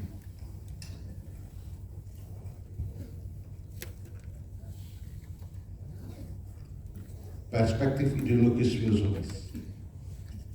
Mohon maaf, dissenting saya 57 halaman, tapi tidak akan saya bacakan seluruhnya. Perspektif ideologis filosofis. Secara sederhana, demokrasi dimaknai sebagai pemerintahan yang berasal dari rakyat, oleh rakyat dan untuk rakyat. Dalam sebuah negara demokrasi, rakyat memiliki peran sebagai pemegang kedaulatan. Sebab berdasarkan teori klasik yang digagas oleh Rousseau dengan teori di kontrak sosial, rakyat kemudian mengadakan perjanjian dengan para pemimpinnya untuk membangun sebuah entitas yang bernama negara dalam rangka menjamin pemenuhan akan hak-hak dan kebutuhannya. Dalam konteks keindonesiaan, Forum BPUPKI dan PPKI boleh dikatakan sebagai miniatur perwujudan kontrak sosial yang merupakan tempat berkumpul seluruh komponen bangsa dari berbagai suku, daerah, dan golongan yang tersebar dari Sabang hingga Merauke untuk membahas pembentukan sebuah entitas negara, yakni negara Indonesia, dalam sebuah hukum dasar yang kita kenal sebagai konstitusi yang memuat aturan-aturan main dalam penyelenggaraan negara Indonesia yang akan dibentuk.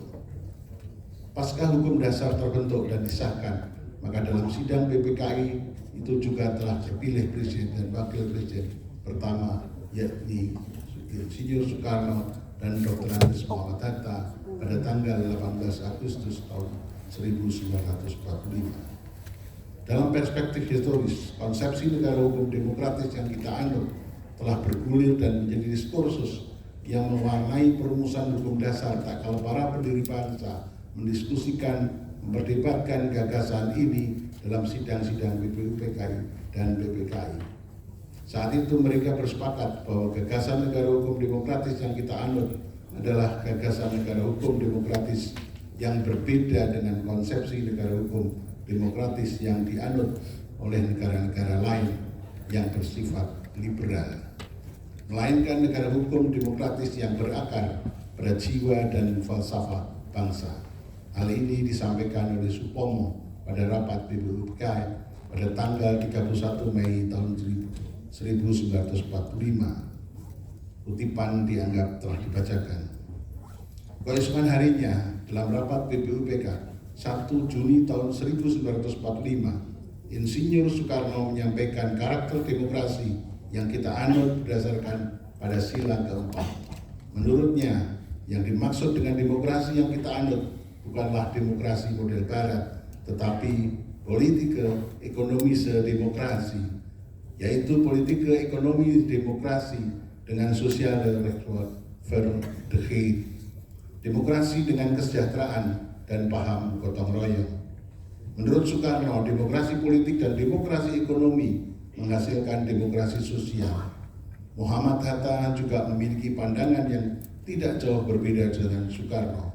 Hatta menyatakan dianggap telah dibacakan. Sementara Agus Salim dalam pidato di hadapan BPUPKI pada 11 Juli 1945 menyatakan dianggap telah dibacakan. Dari berbagai pandangan para pendiri negara di atas, semakin nampak jelas bahwa konsepsi negara hukum demokratis yang dirancang dan didesain oleh para pendiri bangsa bukanlah demokrasi model barat yang berkarakter liberal dan bercorak individualis yang belum tentu kompatibel dengan nilai, jiwa, corak maupun karakter bangsa kita yang cenderung memiliki kekasan tersendiri. Sebab jiwa bangsa kita berakar pada nilai luhur yang digali dari rahim Ibu Pertiwi dan dirumuskan ke dalam 5 sila, yakni Pancasila. Oleh karena itu, dalam pembukaan Undang-Undang Dasar tahun 1945 alinea keempat menyatakan dianggap telah dibacakan. Kutipan yang menyatakan yang berkedaulatan rakyat dengan berdasar kepada ketuhanan yang Maha Esa dan seterusnya memuat makna bahwa kedaulatan yang dimaknai sebagai demokrasi itu harus didasarkan pada nilai-nilai luhur Pancasila. Hal ini menegaskan bahwa anutan sistem demokrasi yang kita anut adalah anutan demokrasi yang didasarkan pada nilai-nilai Pancasila. Tidak hanya dalam ruang lingkup yang sempit dan terbatas. Apabila dicermati alinea keempat pembukaan Undang-Undang Dasar, pertama, adanya visi kebangsaan yang mesti dijadikan tujuan bersama seluruh komponen bangsa dalam rangka melindungi segenap bangsa Indonesia, memajukan kesejahteraan umum, mencerdaskan kehidupan bangsa, dan ikut melaksanakan ketertiban dunia yang berdasarkan kemerdekaan, perdamaian abadi, dan keadilan sosial. Kedua, dan seterusnya dianggap telah dibacakan. Lebih lanjut, rumusan pembukaan Undang-Undang Dasar 45 kemudian dijabarkan dalam pasal-pasal Undang-Undang Dasar. Pengaturan ihal konsepsi negara demokratis yang berdasarkan atas hukum dan negara hukum yang demokratis diatur di dalam pasal 1 ayat 2 Undang-Undang Dasar 45. Selanjutnya, secara filosofis, negara hukum demokratis mendapat spirit dan roh dari Pancasila yang termuat dalam pembukaan sehingga membentuk suatu negara hukum yang demokratis yang berkarakter Pancasila. Konsepsi dan konsekuensi hukum penerapan negara hukum demokratis yang berkarakter Pancasila berdampak pula pada corak dan karakter dalam pembentukan hukum. Pancasila melalui sila kelima mesti menjadi bintang pemandu dalam proses pembentukan hukum dan penegakan hukum. Berikut cara berhukum melalui pendekatan Pancasila. Sila pertama, kedua, dan seterusnya dianggap dibacakan. Hukum adalah untuk manusia, bukan manusia untuk hukum. 2. Menolak mempertahankan status quo dalam berhukum. 3. Mengatasi hambatan dalam menggunakan hukum tertulis. Dan seterusnya dianggap telah dibacakan. Oleh karena itu, berhukum dengan berkarakter Pancasila haruslah bertujuan untuk memberikan kemaslahatan dan kesejahteraan bagi seluruh warga negara Indonesia, baik secara lahir maupun batin. Di sisi lain, menurut Bung Karno, demokrasi permusyawaratan itu memiliki fungsi ganda, yakni menjadi sarana untuk mengadu ide, gagasan, dan aspirasi golongan yang ada di dalam masyarakat dalam suatu badan perwakilan. Namun di sisi lain, dengan semangat permusyawaratan justru akan menguatkan negara persatuan. permusyawaratan diharapkan dapat dibimbing oleh semangat kekeluargaan berdasarkan hikmah, kebijaksanaan agar menjadi sintesis yang bermutu bagi kebaikan.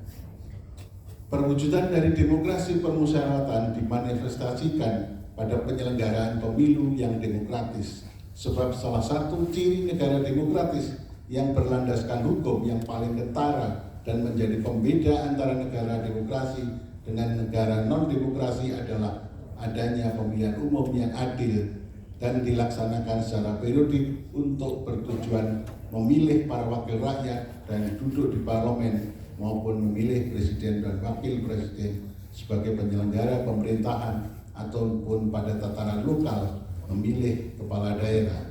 Hal ini senada dengan pendapat Samuel Issacharoff yang mengatakan di negara-negara yang baru bangkit dari pemerintahan kolonial atau resmi despotik, pemilu merupakan konfirmasi atau transformasi demokrasi, meskipun pemilu seringkali berfungsi sebagai penanda siapa yang akan memegang otoritas di negara di dunia yang penuh dengan urusan kami melawan mereka yang belum selesai.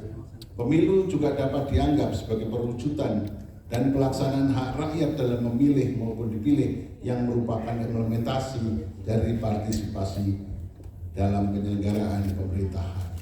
Selanjutnya pada halaman 8, halaman 9, halaman 10, urean-urean mengenai itu telah dianggap dibacakan.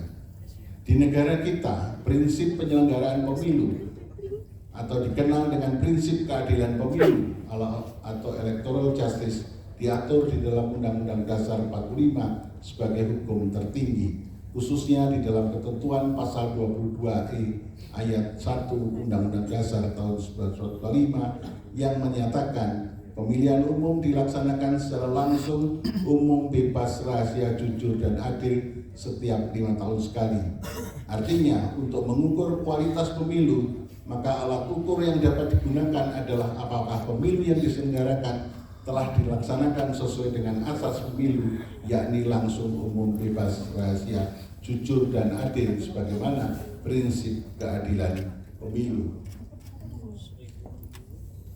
Perspektif sosiologis empirik.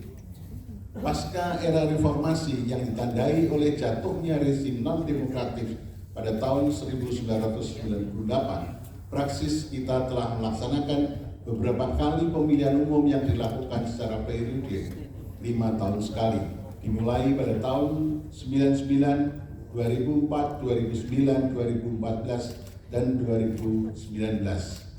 Dan pada tahun 2024 ini, artinya sudah 6 kali kita mengadakan pemilu, anggota badan-badan perwakilan rakyat dan pemilihan presiden dan wakil presiden.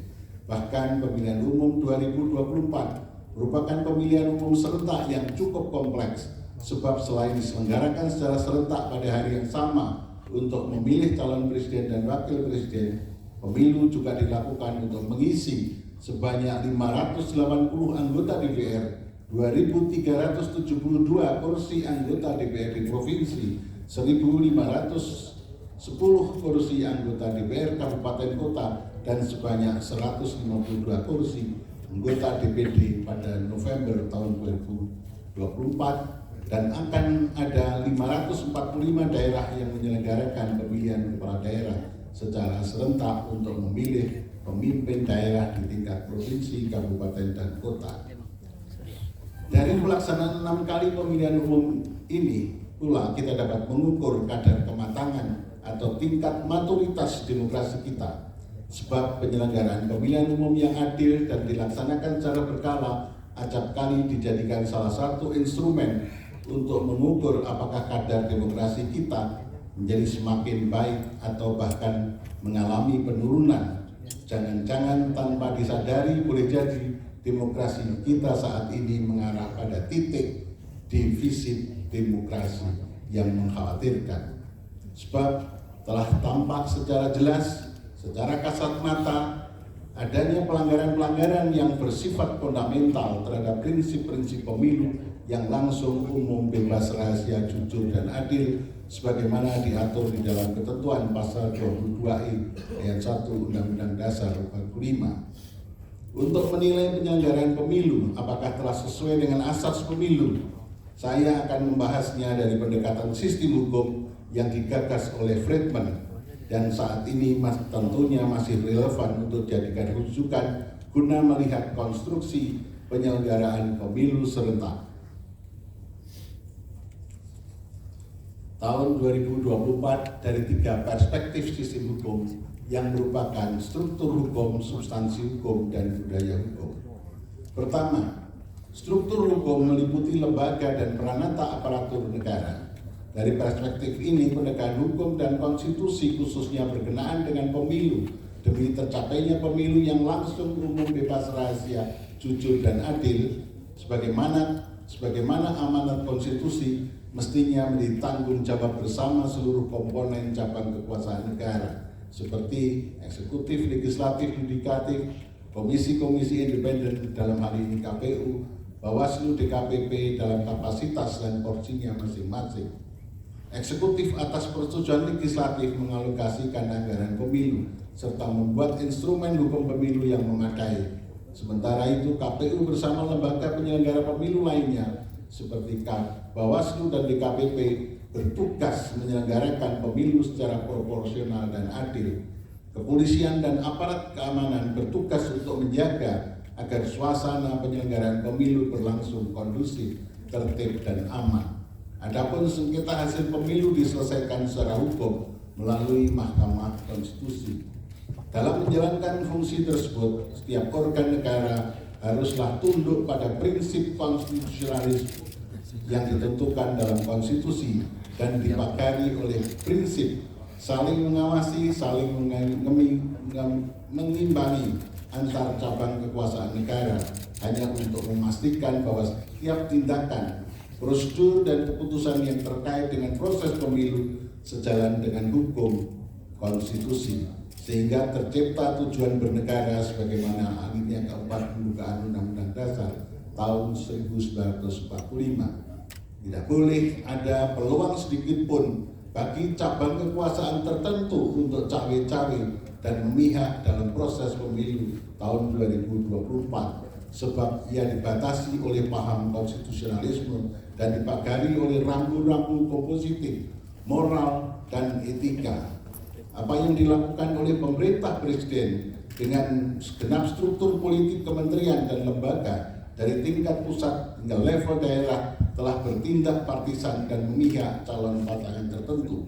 Tindakan ini secara jelas telah menciderai sistem keadilan pemilu yang tidak termuat tidak hanya di dalam berbagai instrumen hukum internasional, tetapi juga diadopsi secara jelas dalam pasal 22E ayat 1 Undang-Undang Dasar 45 yang mensyaratkan bahwa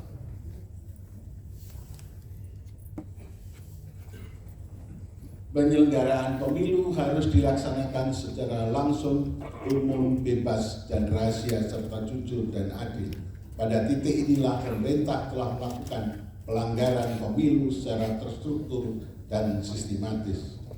Kedua, sistem hukum melalui peraturan, norma-norma, dan pola perilaku masyarakat dalam satu sistem.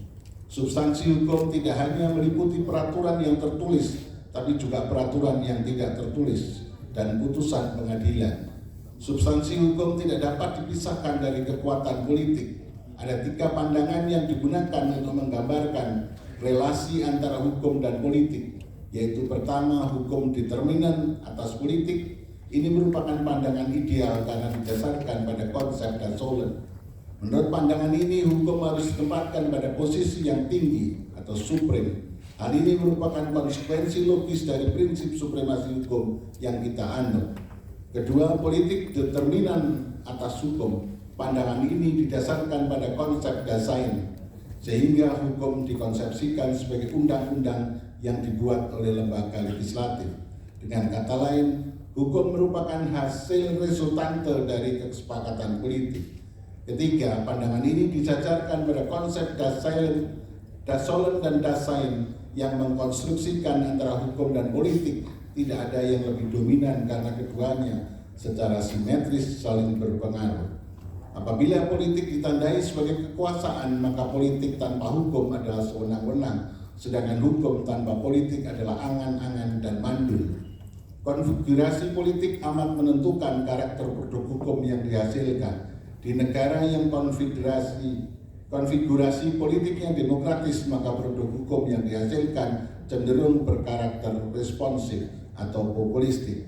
Sedangkan di negara yang konfigurasi politiknya otoriter, maka produk hukum yang dihasilkan cenderung ortodok atau konservatif.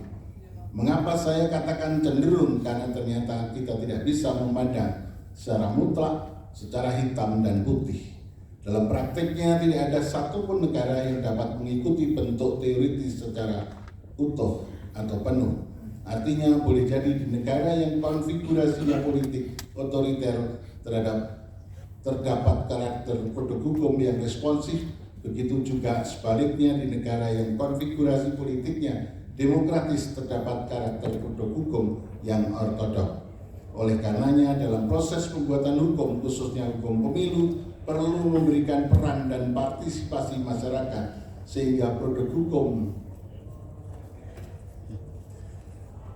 dihasilkan bersifat responsif terhadap tuntutan masyarakat sebagai institusi pembentuk hukum baru. Selain DPR dan Presiden, Mahkamah Konstitusi memiliki peran dalam membentuk hukum melalui berbagai putusannya.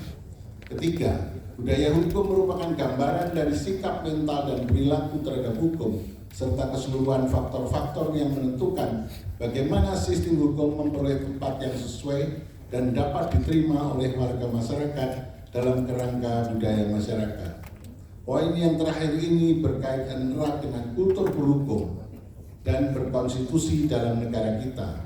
Selama ini pembangunan hukum di negara kita amat lemah pada aspek ini, bahkan cenderung diabaikan. Dampak pengabaian ini dapat kita rasakan sekarang, misalnya dalam kasus pemilu. Pasca perubahan sistem pemilu yang semula tidak langsung menjadi langsung, di satu sisi sistem pemilu dan pemilu kada langsung telah memposisikan rakyat sebagai pemegang kedaulatan, memiliki kewenangan menentukan calon pemimpinnya melalui mekanisme pemilihan umum yang langsung, umum, bebas, dan rahasia. Namun di sisi lain, kultur dan mental dalam kondisi yang belum siap tak kalah menghadapi gempuran serangan perlinsos, bansos, bantuan langsung tunai dan semacamnya yang intensif dengan melibatkan suprastruktur politik tertinggi, yakni pemerintah yang bertindak dan bersikap partisan terhadap pasangan calon tertentu. Mencermati dan memaknai penyelenggaraan pemilu serentak tahun 2024 yang secara umum amat berbeda dari penyelenggaraan pemilu pada tahun 99, 2004, 2009, dan 2014 serta 2019. Perbedaan ini terletak pada adanya dugaan intervensi kuat dari sentral cabang kekuasaan eksekutif yang cenderung dan secara jelas mendukung calon tertentu dengan segenap infrastruktur politiknya. Anggapan bahwa presiden boleh berkampanye merupakan justifikasi yang tidak dapat diterima oleh nalar yang sehat dan etika yang peka. Memang desain politik Undang-Undang 7 2017 tentang pemilu yang membolehkan presiden berkampanye memiliki cakupan ruang yang terbatas, yakni tak kalah presiden akan mencalonkan diri kembali dalam kontestasi pemilihan presiden dan wakil presiden untuk kali kedua. Artinya presiden boleh berkampanye ketika posisinya adalah sebagai pasangan calon presiden dan wakil presiden, bukan berkampanye untuk mempromosikan pasangan calon presiden tertentu ataupun yang didukungnya. Hal ini secara jelas diatur dalam bagian ke-8 kampanye pemilu oleh presiden dan wakil presiden dan pejabat negara lainnya. Pasal 299, pasal 300, pasal 301 dianggap telah dibacakan.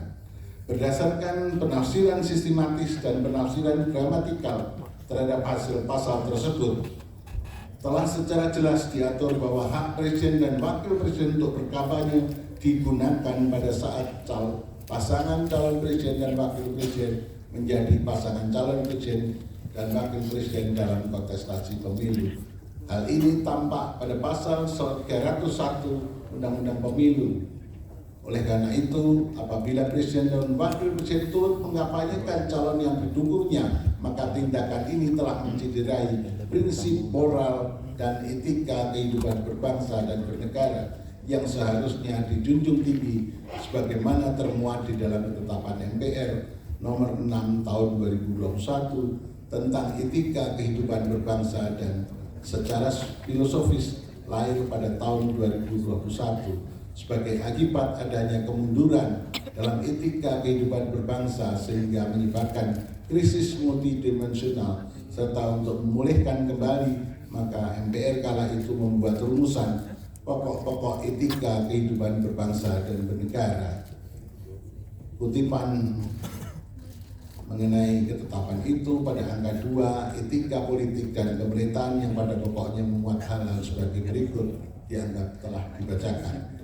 Etika kehidupan berbangsa ini perlu disinggung kembali dan ternyata hingga kini masih relevan untuk dipertimbangkan dan diterapkan setidak-tidaknya sebagai kaca penggala agar pemerintah dan para elit politik mampu bersikap jujur, amanah, sportif, siap melayani, berjiwa besar, memiliki keteladanan, rendah hati, siap mundur dari jabatan politik apabila terbukti melakukan kesalahan secara moral, kebijakannya bertentangan hukum dan rasa keadilan masyarakat.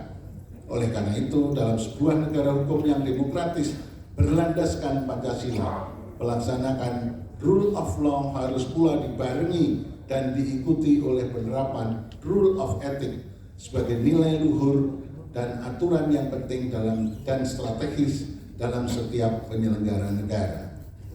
Kembali ke soal perselisihan hasil pemilu. Sejak pemilu presiden dan wakil presiden tahun 2004, 2009, 2014, dan 2019 tak pernah ditemukan pemerintahan yang turut campur dan cawe-cawe dalam pemilihan presiden dan wakil presiden. Akan tetapi pada pemilihan presiden dan wakil presiden tahun 2024 terjadi hiruk-pikuk dan kegaduhan yang disebabkan secara terang-terangan. Presiden dan aparaturnya bersifat tidak netral, bahkan mendukung pasangan calon presiden tertentu. Apa yang dilakukan presiden seolah-olah mencoba menyuburkan spirit politik dinasti yang dibungkus oleh virus nepotisme sempit yang berpotensi mengancam tata nilai demokrasi ke depan.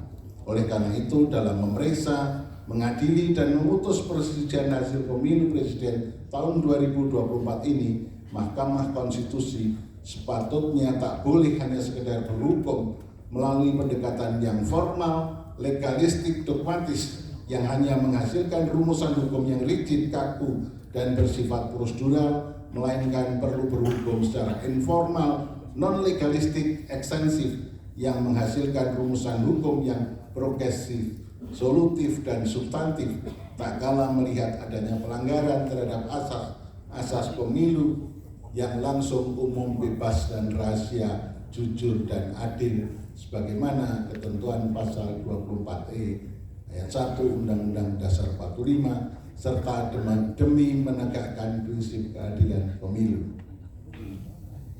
Hal ini kemudian ditegaskan kembali oleh Mahkamah pada putusan nomor 85 tahun 2022 dan seterusnya dianggap telah dibacakan. Halaman 18, 19 dianggap telah dibacakan.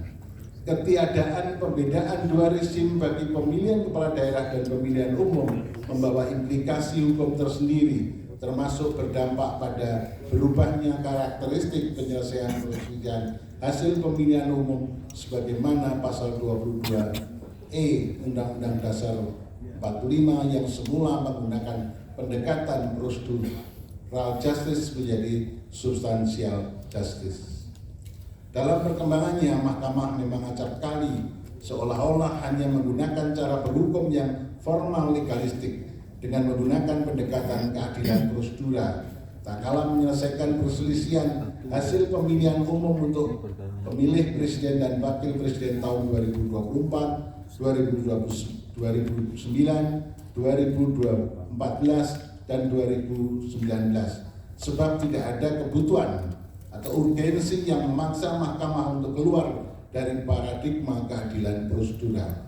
Hal ini dikarenakan mayoritas sengketa yang dipermasalahkan pun hanya berkenaan dengan perselisihan hasil penghitungan suara. Berbeda karakter tak kala mahkamah menghadiri perselisihan hasil pemilihan kepala daerah di mana mahkamah cenderung menyelesaikan hasil perselisihan pemilihan kepala daerah menggunakan paradigma keadilan substantif, karena memang terdapat kebutuhan yang memaksa mahkamah keluar dari pendekatan keadilan. Hal ini dilakukan oleh mahkamah hanya apabila terdapat peristiwa pelanggaran kepala daerah yang secara nyata melanggar asas pemilu. Di sisi lain, tak kalah mahkamah mengadili perselisihan hasil kepala daerah Jawa Timur dan sebagainya dianggap telah dibacakan.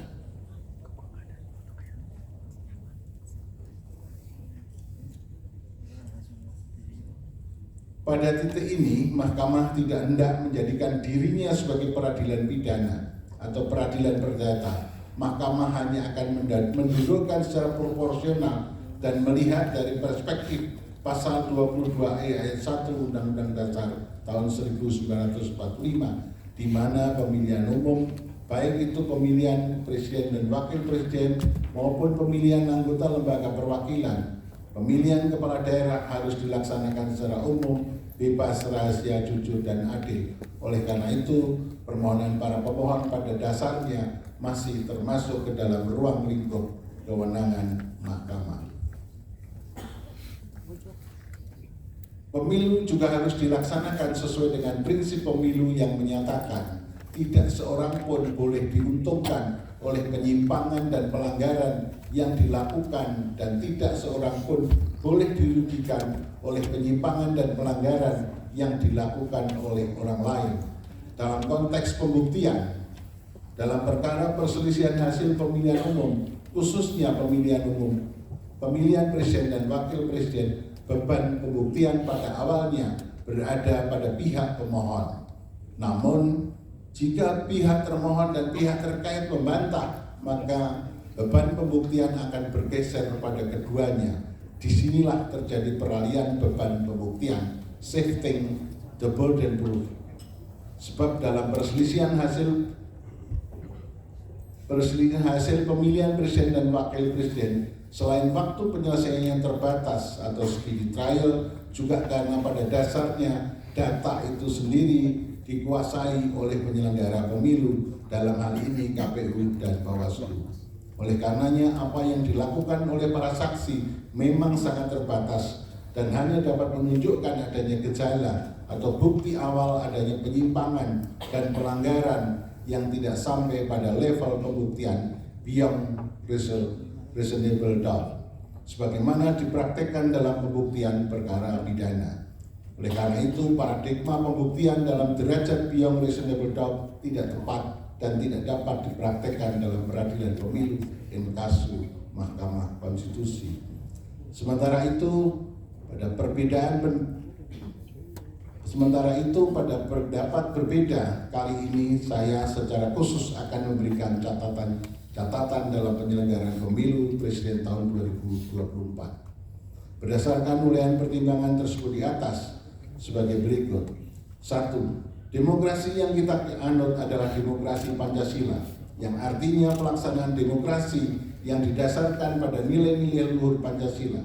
Pancasila tidak hanya sekedar menjadi cita hukum dalam pembentukan hukum nasional, tapi juga merupakan cita etik yang menjadi rujukan dalam bersikap dan bertindak, tidak hanya bagi penyelenggara negara termasuk presiden dan seluruh infrastruktur politiknya, tapi bagi seluruh warga negara. Sebab negara kita tidak hanya harus diselenggarakan sesuai dengan prinsip rule of law, tetapi juga prinsip rule of ethics. 2. Dalam rangka melaksanakan prinsip rule of ethics dan agar semua penyelenggara negara tunduk pada nilai etika yang luhur yang terdapat di dalam Pancasila, maka pelaksanaan rule of ethics perlu ditegakkan oleh suatu mahkamah etik nasional, sehingga penyimpangan etika dalam penyelenggaraan negara dapat dihindari, khususnya cawe-cawe presiden dalam pemilu di masa-masa yang akan datang, yang tidak hanya merupakan tindakan abuse of power, tapi juga abuse of ethics. 3. Desain hukum pemilu, terutama konstrain waktu penyelesaian sengketa persetujuan hasil pemilihan umum perlu ditambah tidak hanya 14 hari dengan mempertimbangkan ruang lingkup wilayah sengketa yang meliputi wilayah Indonesia sehingga didapat waktu penyelesaian yang rasional, proporsional dengan mengingat adanya waktu pemilihan presiden putaran kedua dan waktu jadwal tatanegaraan pada bulan Oktober. 4. Perlu juga dibuat undang-undang lembaga kepresidenan yang memuat secara rinci, detail, uraian tugas pokok dan fungsi presiden sebagai kepala negara sekaligus sebagai kepala pemerintahan. Demikian catatan saya yang termuat pada dissenting opinion dalam perselisihan hasil pemilihan umum presiden tahun 2024 sebagai ikhtiar untuk menjaga dan menegakkan negara hukum yang demokratis yang berketuhanan sesuai dengan nilai-nilai luhur Pancasila. Selanjutnya saya akan lebih jauh mempertimbangkan pokok-pokok permohonan para pemohon yang dianggap penting di samping dalam rangka untuk tetap menjaga nyala obor demokrasi di bumi pertiwi yang belakangan ini telah mulai meredup karena tangan-tangan oligarki yang merusak dan meninggalkan noda hitam dalam kanvas perjalanan demokrasi bangsa. Pokok permohonan pemohon dan seterusnya dianggap telah dibaca dengan dalil-dalil sebagaimana hampir sama dengan apa yang disampaikan oleh Profesor Saldi dan Profesor Eni. Sekaligus sementara itu saya sampaikan dari halaman 25 sampai dengan halaman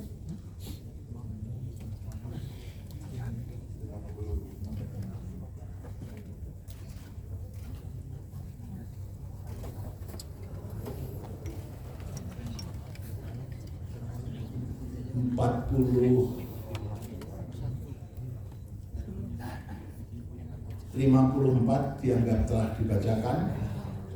Semua dalil-dalil dianggap terbukti berlawanan dengan hukum, oleh karena itu harusnya dikabulkan. Konklusi, Mahkamah Konstitusi semestinya berwenang untuk mengadili. Kemudian eksepsi termohon dan pihak terkait tidak dapat diterima dalam pokok permohonan, mengabulkan permohonan untuk sebagian, memerintahkan untuk dilakukan pemilihan suara ulang di provinsi yang terbukti, Provinsi DKI, Provinsi Jawa Barat, Provinsi Jawa Tengah, Provinsi Jawa Timur, Provinsi Bali, dan Provinsi Sumatera Utara.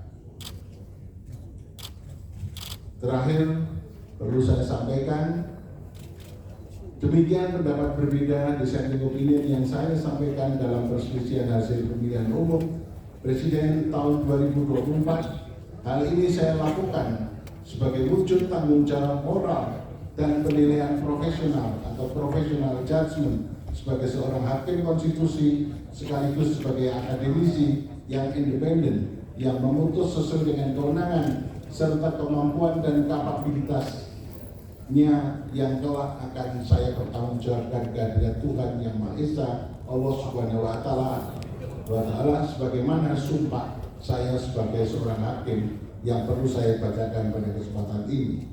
Demi Allah saya bersumpah bahwa saya akan memenuhi kewajiban hakim konstitusi dengan sebaik-baiknya dan seadil-adilnya, memegang teguh Undang-Undang Dasar Negara Republik Indonesia tahun 1945 dan menjalankan segala peraturan perundangan dengan seluruh-seluruhnya menurut Undang-Undang Dasar Negara Republik Indonesia tahun 1945 serta berbakti kepada nusa dan bangsa. Sumpah hakim konstitusi yang diucapkan tak kala saya dilantik pertama kali menjadi hakim konstitusi bersifat final and binding di dunia maupun di akhirat bagi seorang hakim. Oleh karenanya, sumpah dan keyakinan hakim menjadi kunci keadilan bagi masyarakat. Selain itu, pudar dan menurunnya standar etik khususnya bagi penyelenggara negara menjadi mustabab. Perlu adanya kepedulian akan pentingnya menjaga keseimbangan antara penegakan hukum rule of law dan penegakan etik atau rule of ethic sesuai dengan nilai-nilai luhur Pancasila. Jikalau ini tidak dilakukan, maka akan terjadi tragedi berhukum dan berkonstitusi di negara hukum yang demokratis berdasarkan Pancasila yang dapat menjauhkan kita dari cita-cita menuju negara Indonesia yang hebat, bermartabat dan unggul dalam segala bidang. Terima kasih. Assalamualaikum warahmatullahi wabarakatuh.